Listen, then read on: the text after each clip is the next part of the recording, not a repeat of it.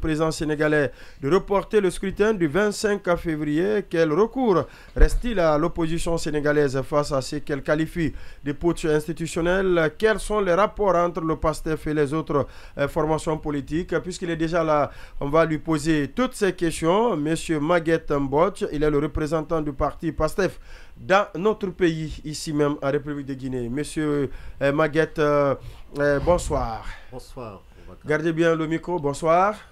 Bonsoir. Merci d'avoir accepté notre invitation. Alors, vous êtes le représentant du parti PASTEF en Guinée, le parti que dirige Ousmane Sonko, actuellement incarcéré pour diverses raisons. Aujourd'hui, on parle plus du Sénégal. D'abord, l'image que le pays renvoie aujourd'hui, qu'est-ce que cela fait pour vous? Est-ce que ça vous affecte? Vous me permettez de préciser que je suis membre du mouvement national des cadres de PASTEF. Oui. Je suis l'initiateur de PASTEF dans ce pays depuis 2019. D'accord. Et je parle au nom de ce parti à chaque fois qu'il en ait besoin. Ouais. Oui, mais du coup, avant de répondre, est-ce qu'il faut dire PASTEF ou ex-PASTEF, vu que vous êtes censé être dissous? Il n'y a pas d'ex. La dissolution, c'est dans la hantise de Macky Sall. Ça ne tient pas. Alors, cela dit, nous ne sommes pas surpris. Vous n'êtes pas? Nous ne sommes pas surpris. Ah bon?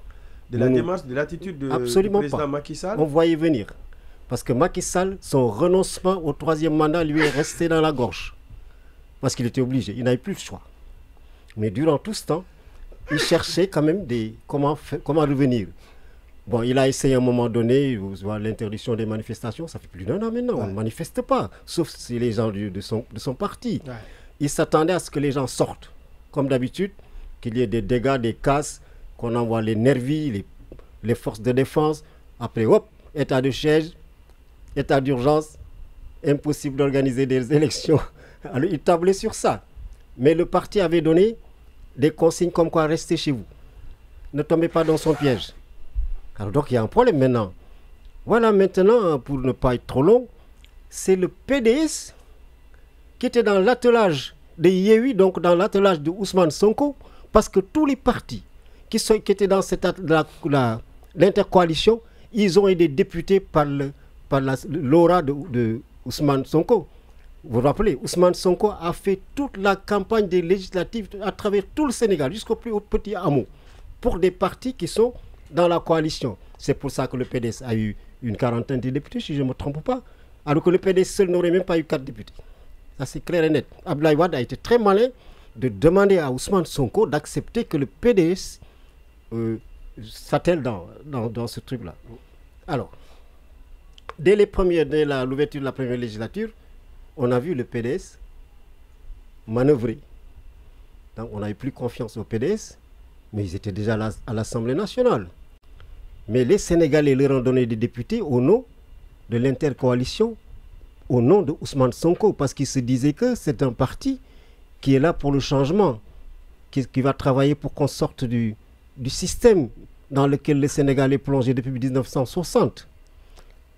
Mais aujourd'hui, Aboubacar, ce n'est pas PASTEF seulement qui voit comment... C'est-à-dire tout le peuple sénégalais, tous les patriotes. Parce qu'aujourd'hui, on a deux camps. On a ces partis qui s'appellent opposition, qui sont embarqués dans le terre de Macky Sall, peut-être pour aller à Diamniadio.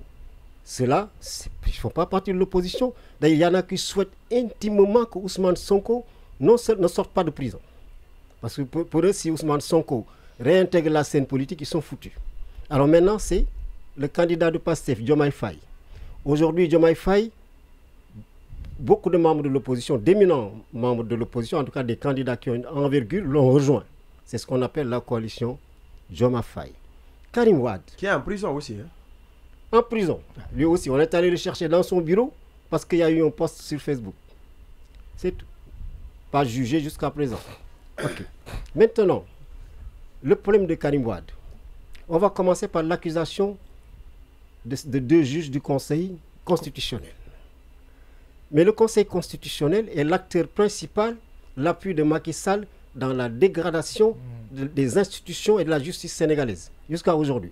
Alors, maintenant, qu'est-ce qu'ils font? Ils disent, écoutez, nous allons demander une commission d'enquête. Benno Bokk Yakaar les a soutenus. Pourquoi?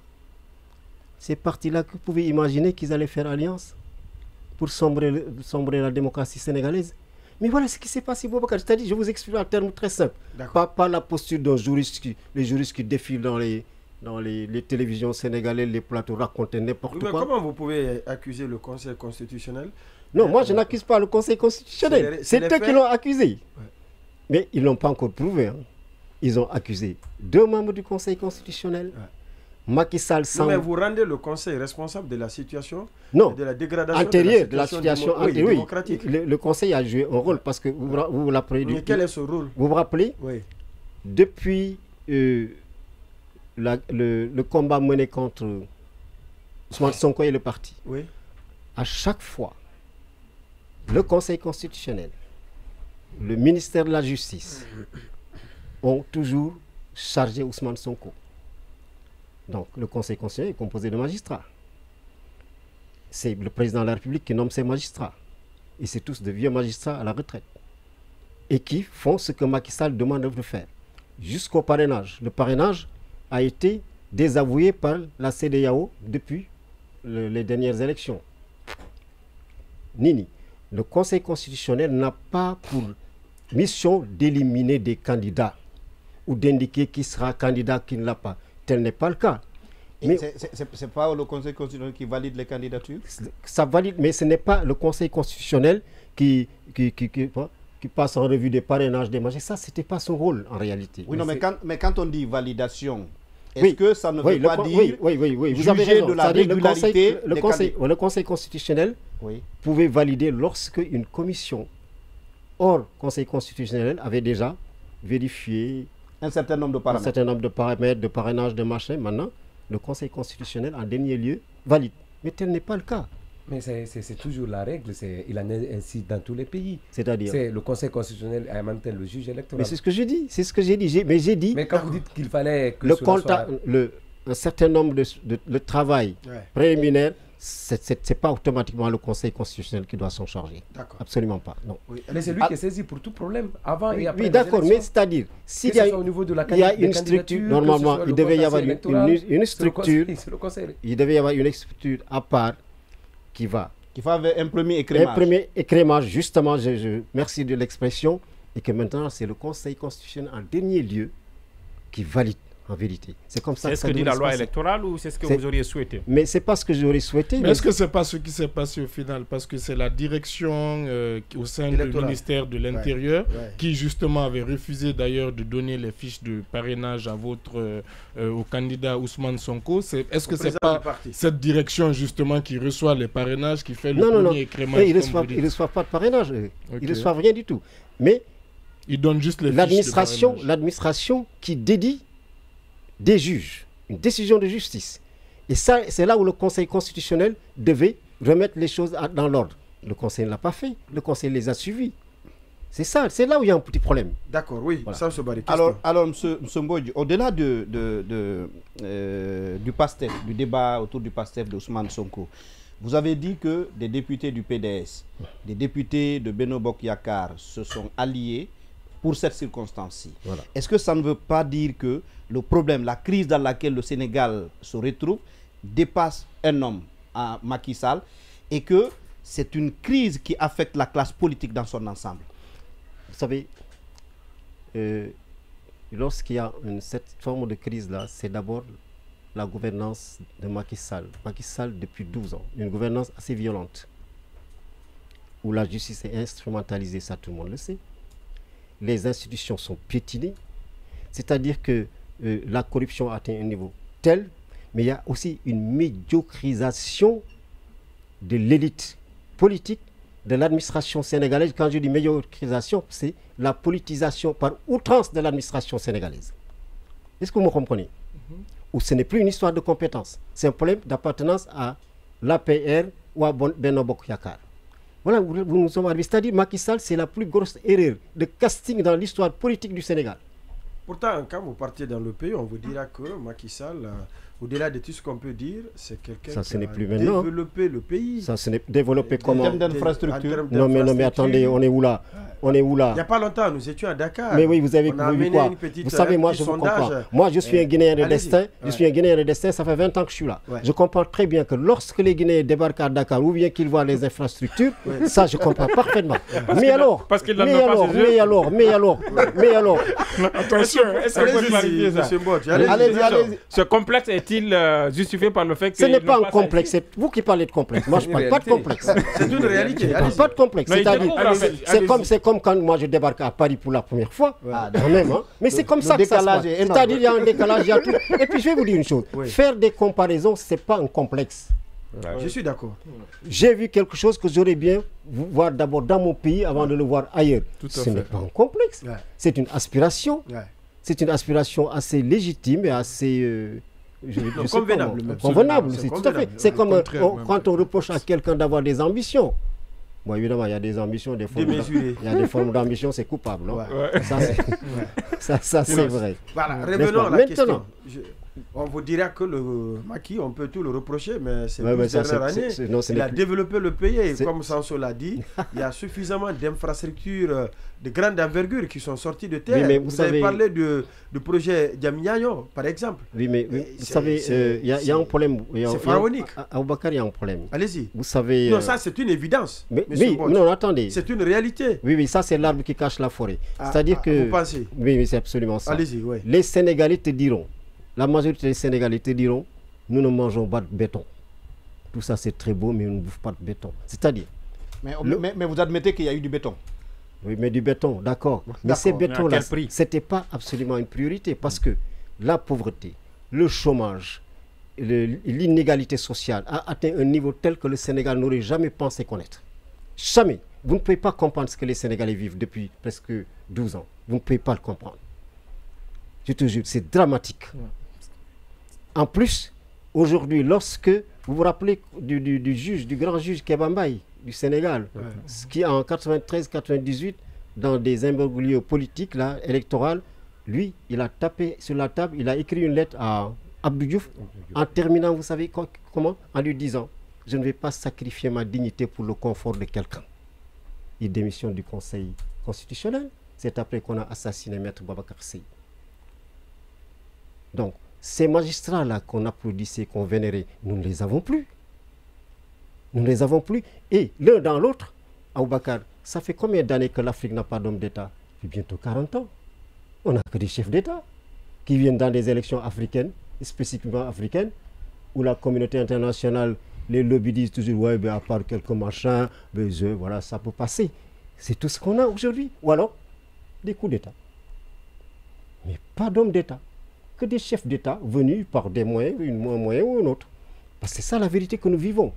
Et c'est ce que le Sénégal vit. Le Sénégal, lui, s'est trompé. Vous savez, il y a un penseur qui disait que il y a le revers de la démocratie. C'est-à-dire que la démocratie peut amener un pays à choisir un homme, se tromper et choisir un homme ou un parti politique ou les deux à la fois. Le Sénégal vit le revers de la démocratie depuis 2002. Parce que même Abdoulaye Wade, c'était pas fameux. C'était pas fameux. Le revers de la médaille. Parce que c'est mieux que Macky, mais c'est pas fameux parce que dans l'état actuel où est le Sénégal, surtout le Sénégal, Abdoulaye Wade a une grosse responsabilité dedans. Parce qu'Abdoulaye Wade a perverti les mentalités à l'époque. Il y a eu beaucoup de gabegies. Il y a eu beaucoup de... Est-ce qu'il a toujours une influence sur le PDS aujourd'hui? Parce que Sanso le rend responsable. Mais parce que le PDS, c'est le serré d'Abdoulaye Wade. Ce n'est pas un parti, c'est un grand serré. C'est le serré d'Abdoulaye Wade. Oui, non, mais est-ce que physiquement, il veut dire il a pris de l'âge, il est plutôt... Il a pris de l'âge, mais on le considère comme le patriarche. Maintenant, c'est Karim qui manipule à distance le parti, alors que Karim ne maîtrise ni ne connaît ce parti. Donc, ce n'est pas un parti. À mon avis. Vous en convenez avec moi. Un parti, ce n'est pas un patrimoine. Ce n'est pas un serré non plus. Et encore même les serrés, on y adhère librement. Est-ce que, parce que pour moi, je reviens toujours à la responsabilité de l'élite dans son ensemble. Est-ce que, vu de l'extérieur, moi, si je vois de l'extérieur, je me dis, une quarantaine de députés à l'intérieur du PDS, comment autant d'intelligence peuvent se laisser manipuler par Karim? C'est Sansi. Hein. C'est Sanso. Sanso, il est gentil, Sanso. Nos députés africains et même sénégalais Mais tu sais, quand moi j'entends quelqu'un appeler un député honorable, j'ai envie de me cogner la tête contre un mur. Parce qu'ils ne savent même pas ce que c'est que la fonction ou la mission de député, pour la plupart. La manière dont on choisit les députés, vous les connaissez. Les Nyarimara, les inconditionnels, partout c'est la même chose. Hein. Au Sénégal, même le griot du président, tout le monde, c'est-à-dire voilà, ils sont députés. Et je vais vous dire une chose, ne pas être alphabétisé en français, ce n'est pas un tard ou une tare, comme on dit, mais comme il y a un minimum, vous votez des lois. La langue avec laquelle nous travaillons, on forme nos études, c'est la langue française. Mais il faut qu'on se dise des vérités quand même. Vous applaudissez, vous adoptez des lois que vous ne connaissez même pas. Quel genre de députés nous avons? Et au Sénégal, c'est la même chose aujourd'hui. À part les députés de l'opposition de Pastef, mais tout le reste, mais c'est la vérité, Aboubakar. C'est des passoires. C'est des passoires. Ouais. Sinon, comment peux-tu imaginer que des députés du PDS arguant de la candidature de Karim Wade, qui n'est même pas au Sénégal, qui ne parle même pas la langue wolof en plus, que oui, parce qu'il a été invalidé, alors là, on va...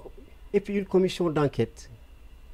C'est pas possible, quoi. Mais est-ce que vous essayez d'expliquer, alors, pour ceux qui ne suivent pas très bien ce débat-là, oui. Est-ce que vous essayez d'expliquer, alors que Macky Sall, en prenant cette voie-là, comme Sanso essaie de l'expliquer dans un de ses articles, qu'il y a aussi la responsabilité d'Abdoulaye Wade, parce que ce que beaucoup ne comprennent pas, ce que beaucoup ont du mal à comprendre, c'est qu'à un moment donné, ils ont vu de loin, en tant que Guinéen, cette adversité entre Macky Sall et lui-même Abdoulaye Wade. Est-ce que vous essayez d'expliquer qu'en réalité, en ce moment, les deux sont dans une sorte de coalition parce que leurs intérêts sont en jeu? Abdoulaye Wade n'a qu'un seul intérêt. Ça fait longtemps qu'il n'a plus aucun intérêt pour le Sénégal. L'intérêt, c'est son fils.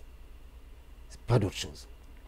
Oui. Mais aujourd'hui, la situation actuelle pourrait... Alors, le vieux, parce que si les députés du PDS s'allient à Macky, à Benno Bokk Yakaar, c'est avec l'aval d'Abdoulaye Wade. Ça, c'est clair et net. Et c'est au profit de son enfant? Au profit de son enfant. Et ce qui n'est même pas évident. Qu'est-ce qu'il peut gagner? Qu'est-ce qu'il peut gagner? Il espère tout simplement que, bon, on va le remettre comme candidat. Ça, je n'y crois pas. Qu'on puisse maintenant lui éviter la prison. Peut-être c'est possible, parce qu'il a des milliards sur la tête, c'est des amendes qu'il doit payer.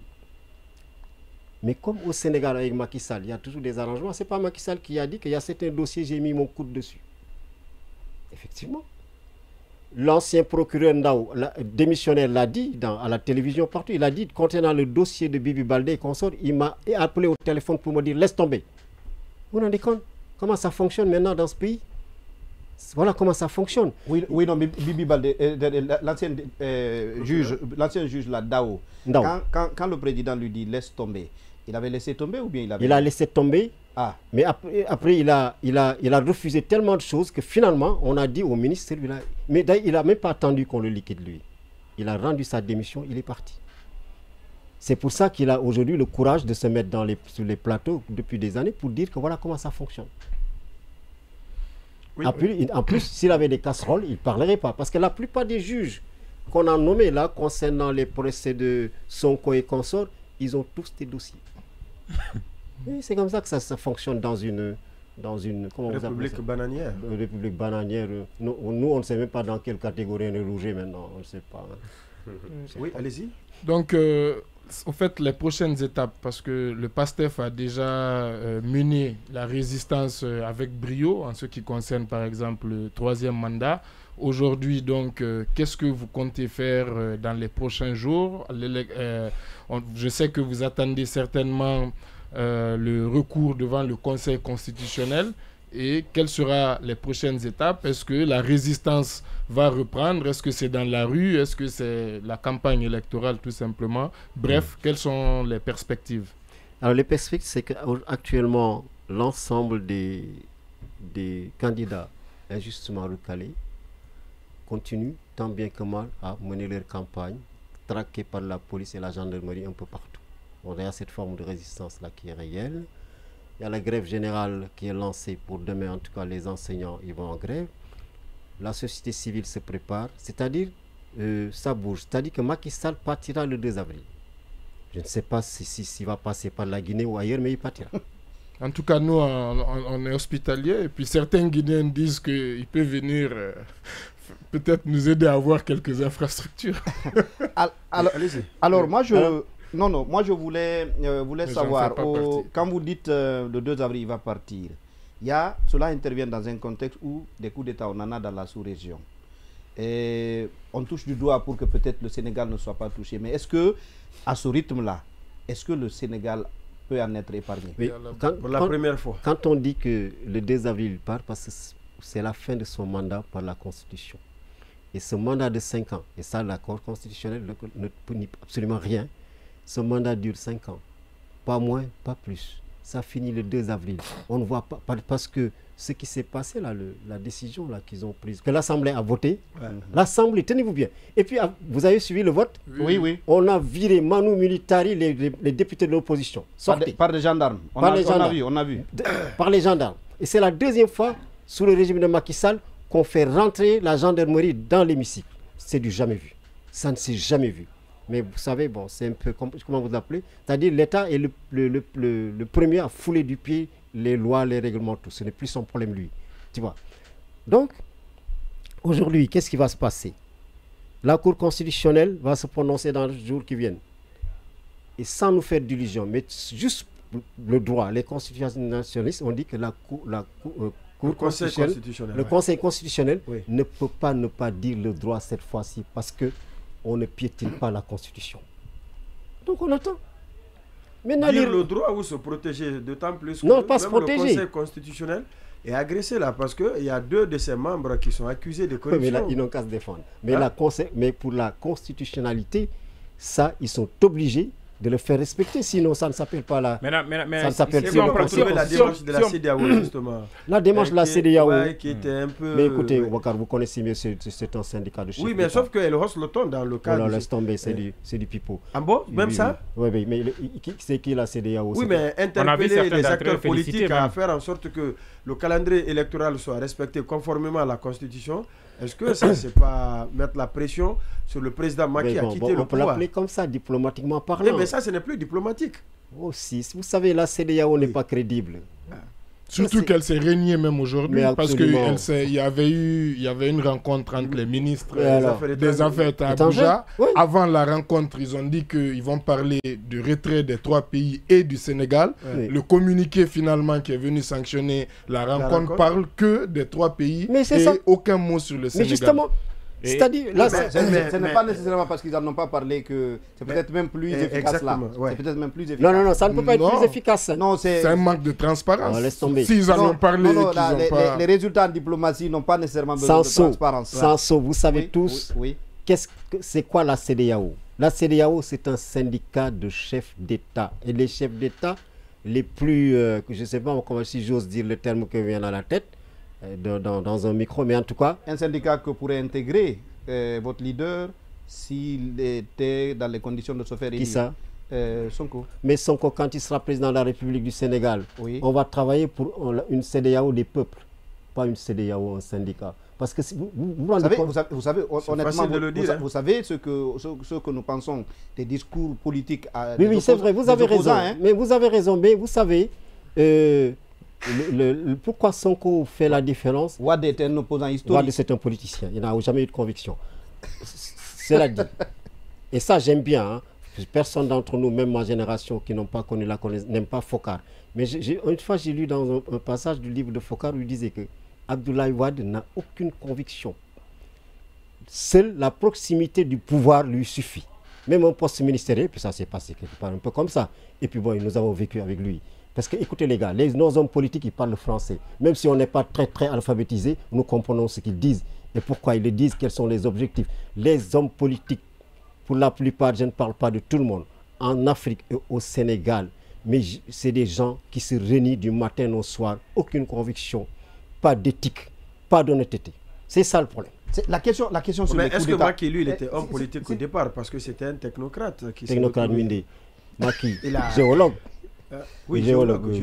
C'est de la technocratie, non? Laisse tomber. Géologue, Macky, c'est pire qu'un politicien. Il est tellement adroit, sans état d'âme. Sans état d'âme, lui. Vous savez, les autres... Vous pensez que Sonko, lui, il agit avec état d'âme? Aujourd'hui, oui, parce que vous regardez... Aujourd'hui? Non, avec état d'âme. Non, attends, oui, les états d'âme, même dans la sincérité, on a des états d'âme. Mais quand on parle d'état d'âme... Macky ne l'a pas? S'il n'était pas... Macky, s'il avait des états d'âme, vous savez... Il allait avoir un tel parcours élogieux, quel parcours enviable. Vous savez... Ministre. Il est enviable. Ministre pour la volonté de quelqu'un. Président de l'Assemblée nationale, président de la République. Mais par la volonté de quelqu'un. Par la volonté de quelqu'un. Parce qu'il avait certainement des compétences. Mais écoutez, écoutez, c'est pas un parcours enviable, Caro? Mais oui, c'est un parcours voulu par quelqu'un. Jusqu'à l'action qu'il vient de prendre. Non, juste bien avant. Là, d'accord. Oui. Mais par le passé, nous parlons de son parcours. Oui, parce donc il n'était pas en oui, d'accord, il a un parcours de façon. Oui, il a un parcours de toute façon. Ma question, c'est de savoir, est-ce qu'il y a une possibilité pour lui de donner une forme juridique à tout ça et ramener les choses à la normale? Ramener les choses à la normale, je veux dire, c'est laisser le processus qui était en cours se poursuivre. Est-ce que ça, c'est possible? C'est ce que les honnêtes gens veulent. Parce que la Cour constitutionnelle doit se prononcer. Et si elle venait à se prononcer et dire l'inconstitutionnalité de cette loi qui est votée, et de cette loi qui est votée, il ne la ratifie pas, il est obligé de respecter ça. Mais entre-temps, est-ce qu'il n'aura pas gagné en temps vis-à-vis des adversaires? D'accord, mais vous savez...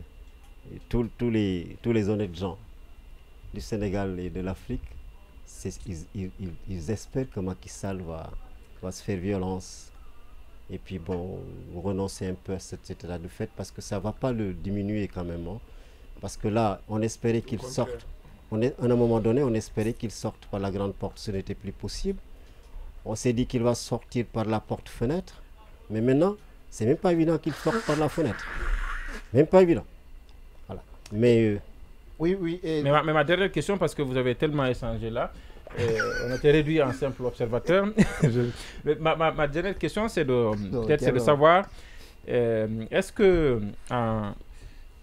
qu'il ne gagne pas là un autre combat sur lequel il était? Parce qu'aujourd'hui, on parle plus du respect je veux dire, du délai que de Ousmane Sonko. Ouais. Le problème est allé au-delà du PASTEF, au-delà d'Ousmane Sonko, c'est devenu autre chose. Est-ce que ce n'est pas aussi une victoire camouflée de Macky Sall de faire en sorte qu'on oublie en fait le combat de Sonko? Mais le problème, c'est que Macky, c'est... Parce qu'on ne lutte plus pour que Sonko revienne dans la... Non, parce qu'on a dépassé ça. Nous en sommes maintenant à une lutte pour le Sénégal. Ousmane Sonko, il dit tout le temps... Vous étiez pour une lutte pour Sonko? Non, on l'a toujours été. Oui, d'accord. Oui, d'accord, mais c'est normal quand même. Hein. Mais il le dit, même pas... Surtout que le candidat de Sonko était dans une très bonne dynamique. Là, il y est toujours parce que de toute façon, PASTEF aura un candidat. Parce qu'on va aller aux élections. C'est un chroniqueur là, c'est bon. On va aller aux élections. PASTEF aura son candidat, il va gagner ses élections. L'opposition va gagner ses élections par PASTEF, pas par un autre parti de l'opposition. Et aucun candidat de Macky Sall ne passera parce que il est vomi, son entourage vomi. C'est-à-dire tout ce qui ressemble à son entourage est vomi par le Sénégal. M. Mbodj, est-ce que... fait des actes posés ou par son attitude? Par la malgouvernance, par la forme de gouvernance depuis 12 ans, par la gabegie, par les détournements, par l'injustice. C'est ça que les Sénégalais ont été tellement sensibles à cette injustice-là, à 2 poids, 2 mesures systématiques. Vous vous rendez compte, 1600 prisonniers politiques, parce qu'il dit qu'il n'y a pas de prisonniers politiques, hein. 1600, il y a même des enfants. Pratiquement, des 3/4 PASTEF. C'est des membres de PASTEF. Des enfants qui ont porté des bracelets, qui ont des postes, des machins. Mais c'est-à-dire, c'est inimaginable. Qui croupissent là-bas. Cadeau. Depuis des mois, il y en a qui sont malades, il y en a qui sont décédés. Mais c'est extraordinaire ce qui se passe. Pourquoi?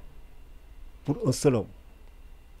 Mais c'est extraordinaire. Et Sonko, il a dit, moi, je ne suis pas important. C'est le projet qui est important et tout le monde peut être porteur de ce projet. Ce gars-là, on ne peut pas dire que c'est un politicien. Les politiciens n'ont pas de conviction, n'ont pas d'idéal. Lui, il a des convictions, il a un idéal. Ouais, c'est un politicien qui a une autre approche. Non, moi, je ne suis pas politicien sans sou. Non, la dernière question, allez-y. Non, j'insiste sur ma question en rapport avec l'armée. Vous n'êtes pas politicien, mais vous êtes... L'armée, là, j'aime bien revenir dans l'armée. Voilà. Vous savez, l'armée... Parce que je dis ça parce que dans les autres pays ici, on a invoqué les bisbilles entre politiciens dont l'armée a profité. Absolument. Est-ce que c'est un risque qui existe aujourd'hui au Sénégal? Parce que Macky Sall même, à un moment donné, quand il était dans l'opposition, il avait évoqué le fait que l'armée pourrait... J'ai le VAR là, j'en ai... Ça est dans mon téléphone, on le met tous les jours. Voilà. Quand il appelait l'armée contre Wade. Voilà. Et puis quand il disait, par exemple, ce qu'il fait là, Wade faisait la même chose quand il disait, voilà, il ne faut même pas lui faire confiance. Il va faire ceci, cela. Exactement la même chose. Bon, maintenant, l'armée sénégalaise, je n'y crois pas. Aujourd'hui, hier, il y a eu quand même le capitaine Touré, là, qu'on avait limogé juste parce que son PV était contraire au PV de la gendarmerie concernant l'affaire Adji Sarr. Il a fait un PV où c'est pas vrai, cette femme, elle raconte des histoires. On l'a dégommé. Il a fait appel au chef d'état-major. Pas lui en disant de faire un coup d'état, en lui disant que vous avez un rôle de conseiller. Et il y a des moments cruciaux dans un pays, chef de l'armée, vous devez parler au président de la République pour qu'il arrête. Pas pour faire un coup d'état, mais pour qu'il arrête. Il vit toujours au Sénégal. Oui, mais ça c'est... On l'a raflé. Il a même été arrêté. On l'a raflé il y a 2 jours, on l'a relâché. On l'a libéré, oui. Lui et Guy Marius Sagna et consorts. Absolument. Oui, mais quand vous dites que lui, il a fait cet appel-là, mais vous disiez tout à l'heure qu'il y a eu une médiocrisation, c'est comme ça que vous l'avez dit, de l'administration. Mais pas de l'armée. Ah, ça n'a pas affecté l'armée là-bas. L'armée, vous savez quand même, il y a un problème au Sénégal. Je ne souhaite pas qu'il y ait un coup d'État. Parce que quand vous avez des officiers supérieurs qui sont docteurs d'État en ceci, en cela, des diplômes civils de très haut niveau, les gars, si jamais ils prennent le pouvoir... Est-ce que ça les... C'est pour très longtemps. Ça va être comme l'Égypte. Ça va être comme l'Égypte, monsieur Baguette. Ça va être comme l'Égypte. Vous m'avez invité pour me piéger. Donc vous préférez Macky qu'un colonel. Ah non, il n'a pas dit ça. J'ai pas dit ça. Peut-être que pas. J'ai pas dit ça. Je pense que vous préférez même ces gens-là. Non, absolument pas. Je suis pas allé là-bas. Peut-être que vous avez pris l'exemple. J'ai tout simplement dit. Oui. On va terminer là. Je dis simplement que c'est des républicains, franchement. Eux, leur problème ne se situe pas à ce niveau. Sinon, il y a eu beaucoup d'occasions. Il n'y a jamais eu de coup d'État au Sénégal. Mais ce n'est pas vrai. En 1962, ce n'était pas un coup d'État. C'était un différend entre Senghor et Mamadou Dia au sein du Parti socialiste. Les Français en ont profité parce qu'ils avaient peur de Mamadou Dia. Parce que Mamadou Dia, déjà, c'était Sonko à l'époque. C'était Sonko. Il y a eu un complot franco-senghorien pour l'éliminer. C'est tout. Il n'y a pas autre chose. Il n'y a pas eu autre chose. Est-ce que vous en voulez à la France dans la crise? Mais qui n'en veut pas à la France? La colonisation française, anglaise, machin, toutes les colonisations, j'aime bien le pape François. Non, c'est par rapport à un soutien éventuel. J'aime bien le pape François quand il dit que la colonisation, c'est l'Holocauste oublié. Ouais. Il a parfaitement raison. L'Holocauste oublié. Maintenant, Macron, ils n'ont pas d'amis, ils ont lâché Macky. Ils l'ont lâché, hein, parce qu'ils savent que là-bas, les carottes sont cuites. Qu'est-ce qui vous prouve que... Mais ils l'ont lâché, il faut voir tout simplement les communiquer. Et consorts. Et puis il y a également, vous vous rappelez, ils ont envoyé des émissaires à Sonko à l'époque. À République de Guinée. Merci à vous d'être passé dans cette émission. Merci.